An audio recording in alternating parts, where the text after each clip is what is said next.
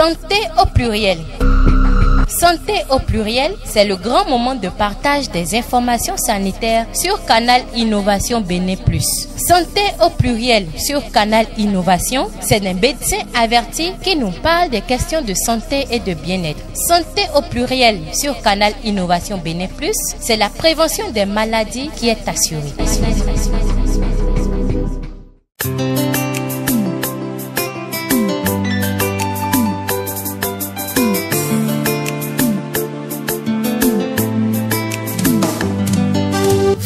Avez choisi comme destination Porto Novo? Le complexe hôtelier Novella Planète, situé sur la voie pavée allant du carrefour d'Angbeklounon vers le collège Tidono, vous offre de bons moments de détente avec ses chambres ventilées et climatisées. Ces suites vous offrent un hébergement sans précédent. Novella Planète vous offre également pour vos mariages, anniversaires, communions, une salle de fête digne du nom et devant répondre à vos aspirations. Vous qui aimez la natation, faites-y un tour. Compensez également vos énergies avec ces gammes variées de mets africains et européens. Novella Planète Hôtel, le mieux-être des clients, notre leitmotiv. Pour tout renseignement, contactez-le 96 18 77 04 ou le 97 02 88 45. Novella Planète, la belle vie à Porto Novo. Amis téléspectateurs de l'émission Santé au pluriel, bonjour et bienvenue donc sur cette nouvelle émission qui traite toujours donc des questions de santé. C'est la série donc liée aux questions de santé qui continue, mais cette fois-ci avec Dr Koudjo Tokpanou. Je vous le dis, il est médecin, il est aussi spécialiste des questions liées donc aux maladies infectieuses et maladies tropicales. Alors dans ce numéro de Santé au pluriel, il va nous éclaircir davantage sur le paludisme simple. Pourquoi le paludisme simple? Certainement parce qu'il existe donc deux paludismes complexes. Il va nous éclairer davantage sur cela. C'est lui que nous recevons donc dans cette session, cette série donc de questions liées donc à la santé. Docteur Koudjo Tokpanou, bonjour. Bonjour monsieur le journaliste. Merci donc d'avoir accepté l'invitation de Santé au pluriel. C'est moi. Alors, vous êtes médecin spécialiste de questions liées donc aux maladies infectieuses et tropicales. Tout d'abord, c'est une question numéro 0. Maladies infectieuses et tropicales, ça veut dire quoi? Merci bien de m'avoir invité sur votre plateau, émission Santé au pluriel. Ouais.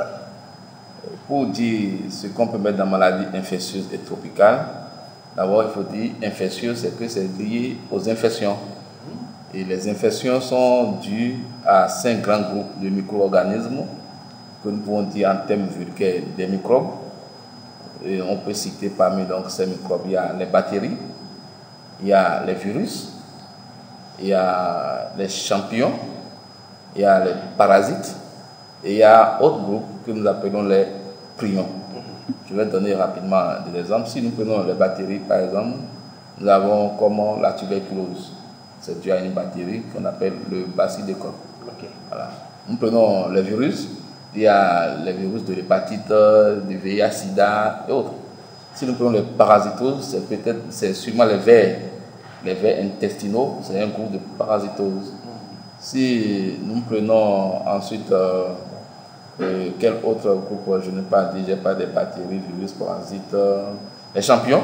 Voilà, les champignons, ce sont les moisissures, ouais, qui peuvent donner, bien qui donnent, donc les candidoses chez les femmes.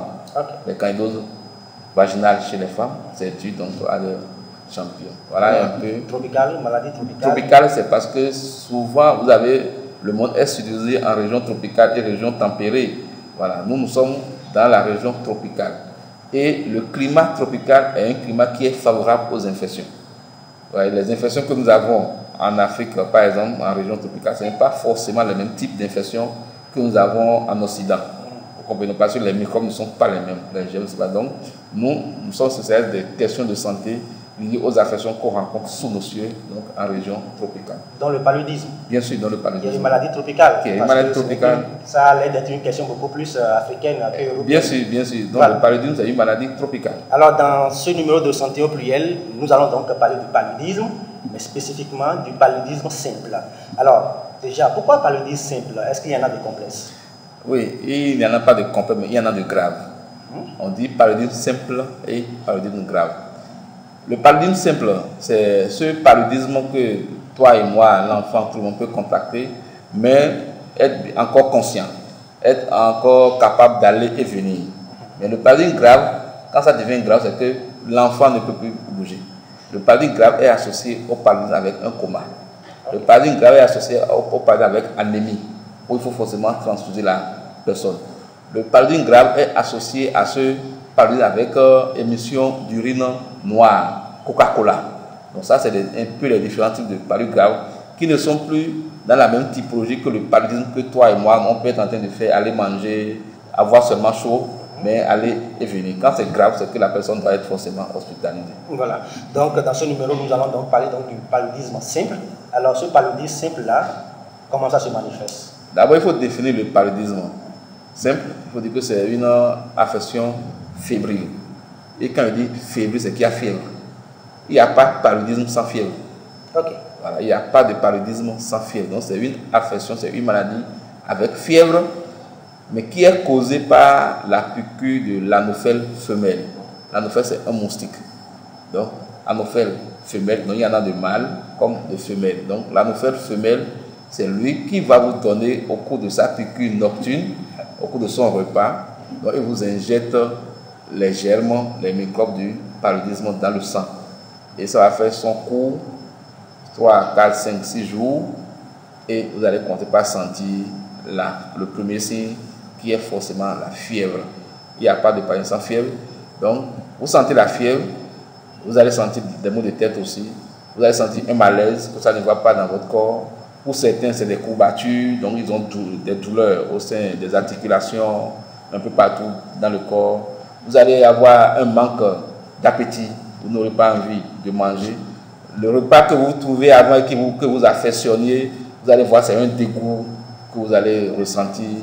Donc voilà un peu. Donc si je veux résumer pour aller dans les signes du paludisme simple, je parlais de la fièvre, les maux de tête, vous pouvez avoir des maux de ventre, courbatures généralisées, et je crois que globalement c'est les signes capitaux qui permettent donc autrement, s'il y a un téléspectateur qui ressent déjà donc ces signes, la première chose, le premier réflexe, c'est qu'il devait déjà commencer par penser à un paludisme simple. Bien sûr, sous nos cieux, c'est ce qui est dit pendant longtemps, mais aujourd'hui ça a changé, parce que les mêmes signes que je viens de vous évoquer, vous pouvez les retrouver également dans d'autres maladies. Voilà. À partir de là, alors, lorsqu'on ressent ces signes, quel est le réflexe que doit avoir donc le citoyen? Le réflexe que le citoyen doit avoir, c'est de se rendre dans un centre de santé, où il va expliquer à l'agent de santé, qu'il soit infirmier, sage-femme, médecin, que voilà, depuis 2 jours par exemple, j'ai commencé par avoir une fièvre. Ça peut être une fièvre tous les 2 jours que ça arrive, ça peut être une fièvre qui vient le soir, et il explique, et associé à ça, j'ai des douleurs, des signes que je viens d'évoquer. L'agent de santé a 2 voies, 2 possibilités, qui concourent à une seule. C'est-à-dire, l'agent de santé doit confirmer que le mal que vous avez là, ce que vous décrivez là, c'est le paludisme. Parce que j'ai dit tantôt que les mêmes signes peuvent être retrouvés dans une autre maladie. Voilà. Donc, il va vous faire, s'il n'a pas la possibilité de vous faire ce que nous appelons la goutte épaisse, il va vous faire ce que nous appelons le TDR. Le TDR, c'est le diagnostic rapide. C'est-à-dire, il va piquer un bout de votre doigt, prendre quelques gouttes de sang sur une plaquette, ça va faire 5 à 10 minutes, il va lire. Quand les 2 traits vont apparaître, il vous dira, ah, vous avez le paludisme. C'est ce que nous appelons le TDR. Donc, test de diagnostic rapide, qui permet à l'instantané de faire le bilan positif du paludisme. Si c'est un centre de santé qui dispose d'un laboratoire encore plus équipé, tout au moins d'un microscope, il va faire ce que nous appelons la goutte épaisse. C'est-à-dire, ils vont toujours prélever votre sang sur une lame de microscope et aller voir au microscope maintenant si on va voir les germes du paludisme que nous appelons falciparum et plasmodium falciparum, si on va voir des espèces de plasmodium falciparum dans votre sang. Dès que le technicien de laboratoire constate qu'il y a plasmodium falciparum dans votre sang, il va confirmer alors que c'est le paludisme que vous avez en ce moment. Il va donner le résultat à l'agent de santé qui a demandé le bilan et l'agent de santé va mettre le traitement approprié. Voilà, nous allons parler donc du traitement dans un instant. Alors déjà, ce que vous êtes en train de dire, lorsque nous commençons déjà par ressentir signes que vous voulez donc dénumérer, le premier réflexe c'est d'aller vers un agent de santé ou autrement vers un centre de santé. Forcément. Bon, il ne faut pas rester chez soi et déjà fabriquer sa calebasse de feuilles d'hysope ou autres. Parce que je disais tantôt, les signes sont souvent communs aux maladies. Vous serez à la maison en train de dire que vous faites un paludisme alors que c'est une maladie plus grave que vous êtes en train de faire. Vous allez prendre vos tisanes qui vont compliquer également votre état de santé. Vous allez faire des comportements qui seraient nuisibles.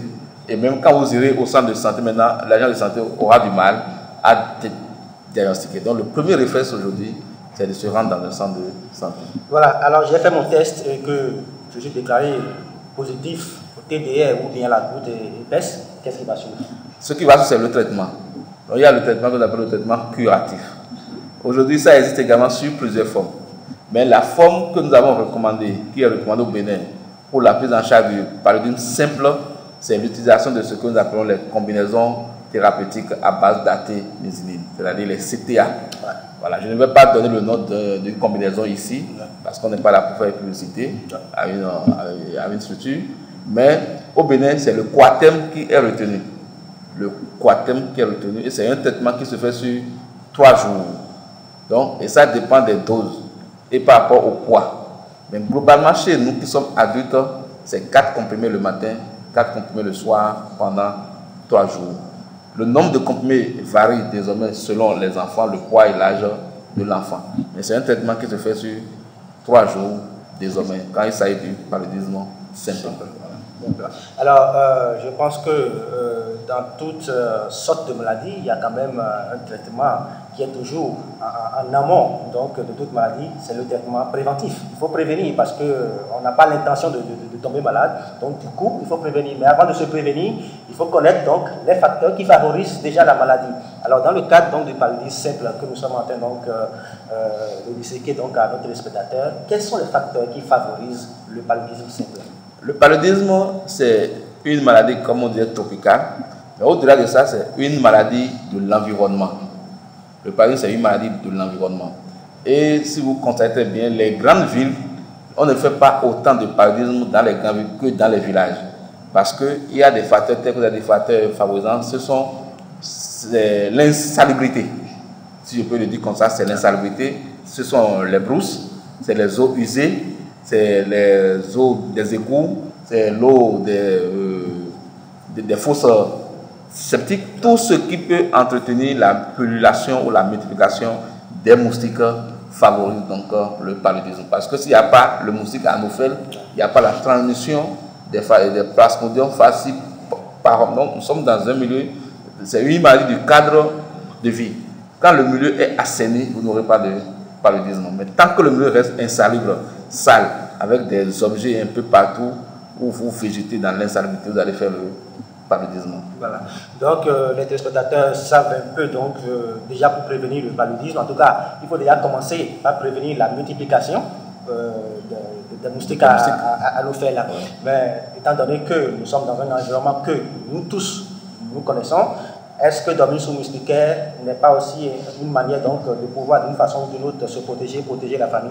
D'accord. Quand nous rentrons comme ça dans les mesures préventives, je vais les différencier en 2 grands types. Nous avons les mesures préventives individuelles, c'est-à-dire le sujet et l'individu quand on le prend. Et nous avons ensuite des mesures préventives collectives. Si nous prenons les mesures préventives individuelles, c'est dormir sous moustiquaire dans sa chambre. On peut garder ça comme ça. Tout le monde n'a qu'à dormir sous moustiquaire. Quand nous rentrons maintenant dans les mesures préventives collectives, c'est là où on aura l'urbanisation, l'assainissement du cadre de vie, la destruction des gîtes lavaires, la couverture des eaux dans les jarres, la destruction des pneus ou bien de tout ce qui peut être réserve d'eau, n'est-ce pas? Donc, et il faut débroussailler les alentours des maisons, rendre ces alentours-là propres et ça, tant qu'on le fait comme ça, les moustiques ne vont pas rester et on n'aura pas le paludisme. Mais il y a une autre forme de prévention chez les femmes enceintes. C'est important qu'on le dise parce que le paludisme est également très grave chez la femme enceinte. Donc les femmes enceintes, quand elles constatent qu'elles sont en arrêt dû donc à la grossesse, elles se rendent dans les centres de santé et on commence par leur donner un produit. Je ne dirai pas non plus le nom ici, je laisse le soin donc aux agents de santé de savoir. Et tout au long de la grossesse, on lui donne ce produit, ce qui la protège elle-même contre le paludisme et protège également son enfant à venir contre le paludisme néonatal. Merci à vous, Dr Koudjo Tokpanou. Je rappelle que vous êtes médecin, vous êtes spécialiste des questions donc, liées aux maladies infectieuses et tropicales. Vous nous avez donc entretenu sur la question du paludisme simple. On aura certainement une autre occasion pour parler donc du paludisme grave. Avec plaisir.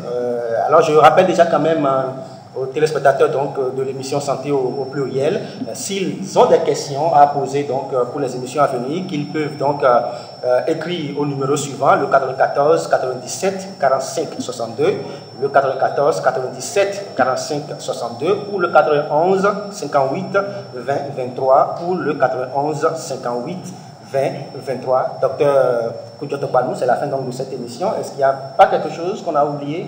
Ce que nous avons oublié, c'est de dire qu'aujourd'hui au Bénin, il existe une structure que nous appelons le Conseil national de lutte contre le sida, la tuberculose, le paludisme, les hépatites, les IST et les épidémies, qui prend en compte tout ce qui est lié aux maladies transmissibles, n'est-ce pas, y compris donc le paludisme. Et aujourd'hui, il existe quand même un plan pour l'élimination du paludisme d'ici à l'an 2030. Et je crois que si nous faisons des efforts, notre pays peut être exempt de cette affection très grave d'ici cette échéance que nous voulons dire.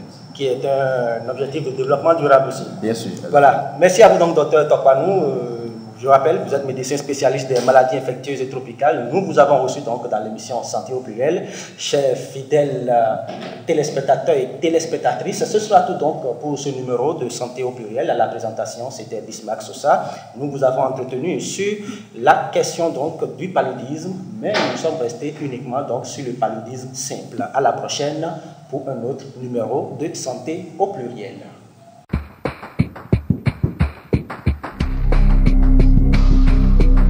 Santé au pluriel. Santé au pluriel, c'est le grand moment de partage des informations sanitaires sur Canal Innovation Bénin+. Santé au pluriel sur Canal Innovation, c'est un médecin averti qui nous parle des questions de santé et de bien-être. Santé au pluriel sur Canal Innovation Bénin+, c'est la prévention des maladies qui est assurée.